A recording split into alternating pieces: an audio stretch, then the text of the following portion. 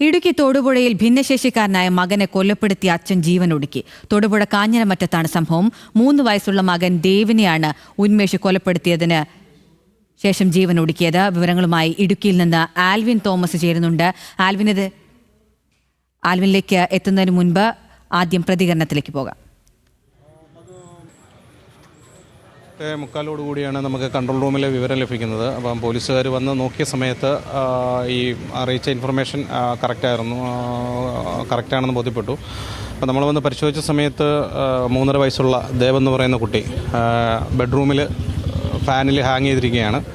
പിതാവായെന്ന് പറയുന്ന ഉന്മേഷ് എന്ന് പറയുന്ന ഏകദേശം 32ഓളം വയസ്സുണ്ട്. അദ്ദേഹം ഈ കുട്ടിയൊക്കെ നോക്കി വീട്ടിൽ തന്നെ ഇരിക്കുന്ന കുട്ടിക്ക് ചെറിയ ഓട്ടിസ്റ്റിക് പ്രോബ്ലം ഉള്ള ആളാണ്. അപ്പോൾ വീട്ടിൽ തന്നെ നിൽക്കുന്നതാണ്. ഭാര്യ അടുത്തൊരു ഷോപ്പിൽ ജോലിക്ക് പോകുന്നുണ്ട്. അപ്പം ഈ പിതാവ് ഹാളിൽ കയറിൽ ഹാങ് ചെയ്തിരിക്കുകയാണ്. നമ്മളതിൻ്റെ നടപടിക്രമങ്ങളൊക്കെ തന്നെ അവിടെ തന്നെ പൂർത്തീകരിക്കുന്നുണ്ട്.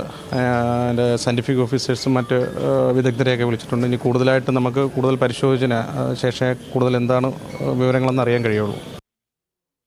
വിവരങ്ങളുമായി ഇടുക്കിയിൽ നിന്ന് ആൽവിൻ തോമസ് ചേരുന്നുണ്ട്. ആൽവിൻ, ഇതെപ്പോഴാണ്, എങ്ങനെയാണ്, എന്തൊക്കെയാണ് ലഭിക്കുന്ന വിശദാംശങ്ങൾ? ഈ കുടുംബത്തിൽ ആരൊക്കെയാണുള്ളത്?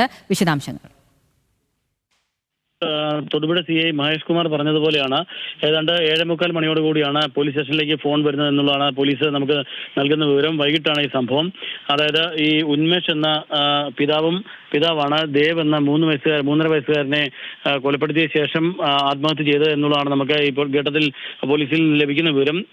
ഈ കുട്ടിക്ക് ചില മാനസിക വെല്ലുവിളി നേരിടുന്ന ഒരു കുട്ടിയാണ് എന്നുള്ളതാണ് നമുക്ക് പോലീസിൽ ലഭിക്കുന്ന വിവരം. അങ്ങനെയാണ് പോലീസ് കണ്ടെത്തിയിട്ടുള്ളതും. അപ്പോൾ ഈ കുട്ടിയെ കെട്ടിത്തൂക്കിയ ശേഷം പിന്നീട് ഇയാൾ തൂങ്ങി മരിക്കുകയായിരുന്നു എന്നുള്ളതാണ് നമുക്ക് ഇപ്പോൾ പോലീസിന് ലഭിക്കുന്ന വിവരം.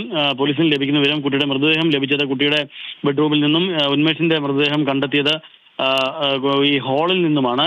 ഇവർ കുളമാവ് സ്വദേശികളാണ്. ഇവർ തൊടുപുഴ കാഞ്ഞിരമറ്റത്തായി വന്ന് വാടകയ്ക്ക് താമസിക്കുന്ന കഴിഞ്ഞ 1 വർഷമായാണ് വാടകയ്ക്ക് താമസിക്കുന്നത് എന്നുള്ളതാണ് പോലീസ് നമുക്ക് നൽകുന്ന വിവരം. ഈ കുട്ടിയുടെ അമ്മ തൊട്ടടുത്ത് തന്നെയുള്ളൊരു സ്ഥാപനത്തിൽ ജോലി ചെയ്യുന്നതാണ്.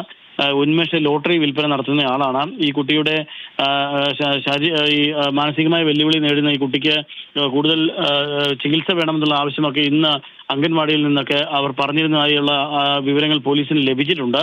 ഏതായാലും ഇങ്ങനൊരു സംഭവം, വളരെ ദാരുണമായ സംഭവം, വൈകുന്നേരമാണ് പോലീസ് സ്റ്റേഷനിലേക്ക് വിവരം എത്തുന്നത്. ഈ അമ്മ വീട്ടിലെത്തിയ ശേഷമാണ് ഈ സംഭവം നടന്നതായി കണ്ടെത്തിയത്. ഇവർ 1 വർഷമായി തൊടുപുഴയിൽ കാഞ്ഞിരമറ്റത്ത് വാടകയ്ക്ക് താമസിക്കുകയായിരുന്നു എന്നുള്ളതാണ് പോലീസ് കണ്ടെത്തിയിട്ടുള്ളത്. ഏതായാലും വരുന്ന മണിക്കൂറുകളിൽ കൂടുതൽ ഇൻക്വസ്റ്റ് നടപടികൾക്ക് ശേഷം മറ്റു വിവരങ്ങൾ പോലീസ് ആരായും എന്നുള്ളതാണ് നമുക്ക് അറിയാൻ കഴിയുന്നത്. കുട്ടിയുടെ പിതാവാണ് കുട്ടിയെ കൊലപ്പെടുത്തിയ ശേഷം ആത്മഹത്യ ചെയ്തത് എന്നുള്ളതാണ് ഒരു പ്രാഥമിക നിഗമനം പോലീസിനുള്ളത്. ഇടുക്കി തൊടുപുഴയിലാണ് സംഭവം. ഭിന്നശേഷിക്കാരനായ മകനെ കൊലപ്പെടുത്തി അച്ഛൻ ജീവനൊടുക്കി എന്നതാണ് പ്രാഥമികമായ നിഗമനത്തിലേക്ക് പോലീസ് എത്തിച്ചേരുന്നത്. തൊടുപുഴ കാഞ്ഞിരമറ്റത്താണ് ഈ സംഭവം ഉണ്ടായിട്ടുള്ളത്.